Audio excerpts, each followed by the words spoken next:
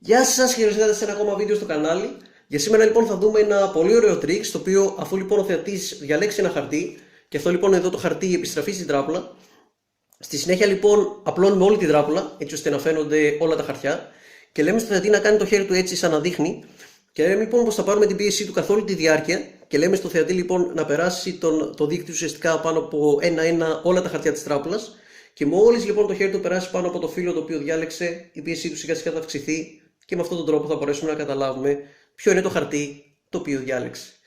Πάμε λοιπόν να δούμε πώς γίνεται αυτό το πολύ ωραίο trick.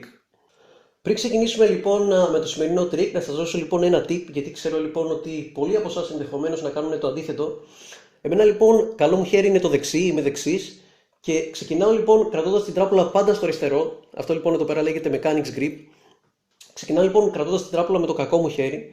Αυτό λοιπόν έχει δοκιμαστεί και έχει αποδειχτεί ότι είναι το καλύτερο, καθώς πάρα πολλές κινήσεις, όπως παραδείγματος χάρη διάφορα κοψίματα που θα μάθουμε να κάνουμε και στη συνέχεια, όλα χρειάζονται λοιπόν το καλό μας χέρι. Όπως και το πολύ απλό dealing, δηλαδή το μέτρημα των χαρτιών, και αυτό χρειάζεται ουσιαστικά να κρατάμε την τράπουλα με το κακό χέρι και να έχουμε το δυνατό μας χέρι για να κάνει αυτές εδώ τις κινήσεις.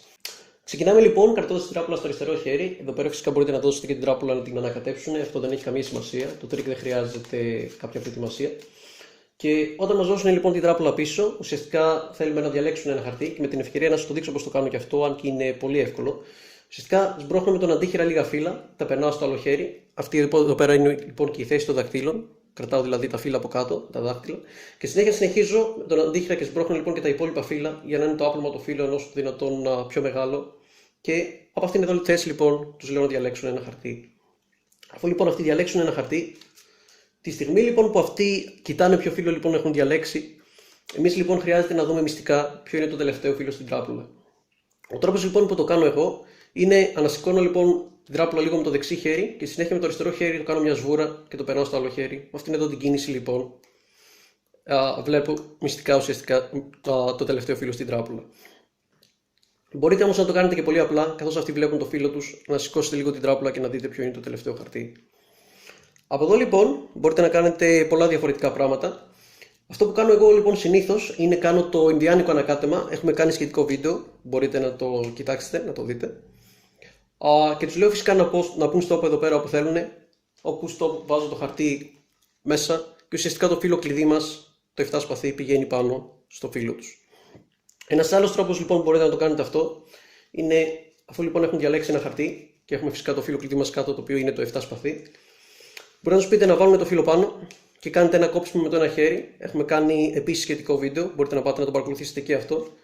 Και για άλλη μια φορά βάζουμε το 7 σπαθί, το φύλλο κλειδί μας, πάνω στο φύλλο το οποίο έχουν διαλέξει.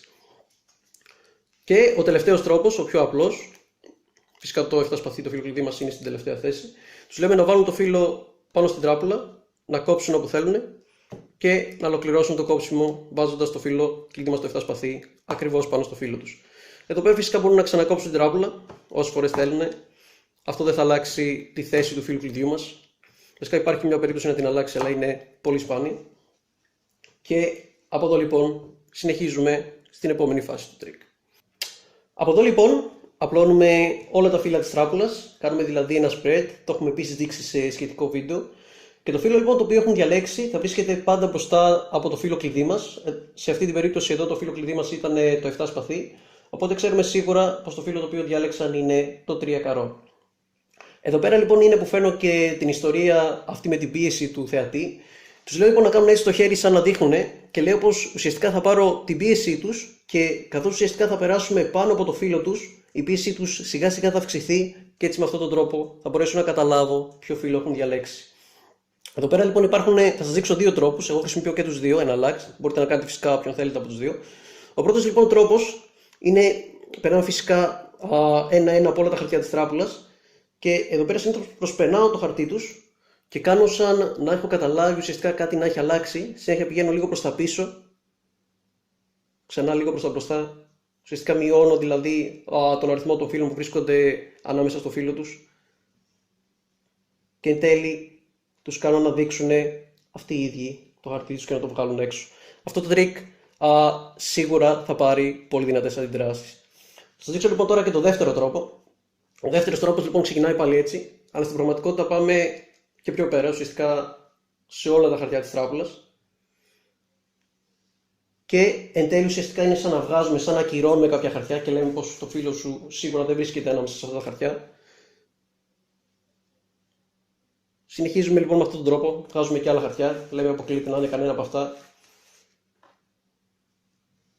Μέχρι εν τέλει να αφήσουμε, ξέρω εγώ, 3 με 4 χαρτιά ή όσα θέλετε εσείς. Και τέλει να τους κάνουμε να δείξουν το χαρτί τους και να το βγάλουν φυσικά ξανά έξω. Αυτό ήταν το trick για σήμερα. Αν σας άρεσε το βίντεο αφήστε ένα like. Αν έχετε οποιαδήποτε απορία φυσικά μπορείτε να την αφήσετε κάτω στα σχόλια. Καθώς επίσης να μου γράψετε και τις υπότιτλες από αυτό το trick. Αφού πάμε λοιπόν αυτά, θα σας ζω όλους την επόμενη φορά. Γεια σας.